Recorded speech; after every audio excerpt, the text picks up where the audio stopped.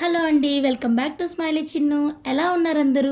బాగున్నారా? నేనైతే చాలా బాగున్నాను. మీరు ఎలా ఉన్నారో కమెంట్ అయితే చేయండి. మనందరికీ ఇష్టమైన శ్రావణ మాసం అయితే వచ్చేసింది కదా.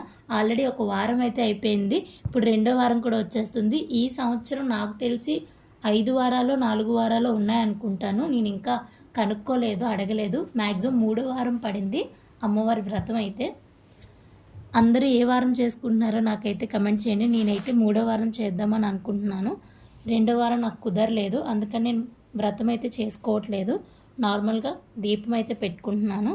అమ్మవారికి సంబంధించినంత వరకు చాలా వరకు అందరం చాలా నిష్టగా ఉపవాసాలతో చక్కగా మనం రెడీ అయ్యి అమ్మవారిని కూడా మనం రెడీ చేస్తాం కదా.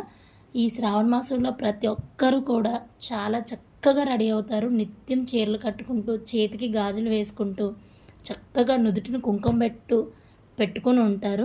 ఏ ఆడవాళ్ళని చూసినా, పెళ్ళైన వాళ్ళని చూస్తే చాలా ముచ్చటగా అనిపిస్తుంది. ఎందుకంటే మ్యాక్సిమం శ్రావణ మాసం అంతా చాలా నిండుగా కనిపిస్తారు. నిత్యం పువ్వులు పెట్టుకొని, నిత్యం గాజులు వేసుకొని, ఎప్పుడు జీన్స్ టీషర్ట్లు వేసిన వాళ్ళు కూడా ఈ శ్రావణ మాసం వచ్చిందంటే చీరలు కట్టుకొని ఉంటారు. అదేంటో తెలీదు, అమ్మవారి అనుగ్రహమో తెలీదు, అమ్మవారు ఉంటారని మన నమ్మకమో తెలీదు.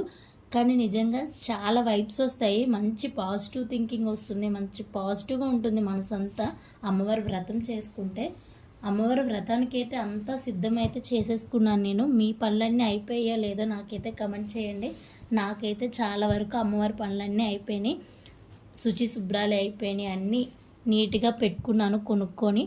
అమ్మవారికి కావాల్సిన వస్తువులు అవన్నీని నేనైతే అలంకరణ చేస్తాను ఎప్పుడు అమ్మవారిని అయితే. ఈసారి చూడాలి, మరి ఎలా ఉంటుందో తెలియదు. ఆ క్షణం వచ్చే వరకు కూడా ఎప్పుడు ఏం జరుగుతుందో తెలియదు. అసలు బయట ప్రపంచంలో అయితే చాలా దారుణంగా ఉన్నాయండి. ఈరోజు చూసిన మనిషి రేపు అయితే ఉండట్లేదు. నిజంగా చాలా బాధ అనిపిస్తుంది కొంతమందిని చూస్తుంటే. ఏదో ఒక రోజు మనకు కూడా అదే పరిస్థితి, కానీ కళ్ళతో చూస్తున్నాం కదా, ఎందుకో తెలియని ఒక చిన్న బాధ.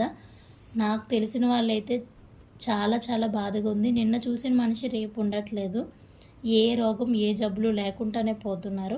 సో అందరూ జాగ్రత్తగా ఉండండి. Thank you so much.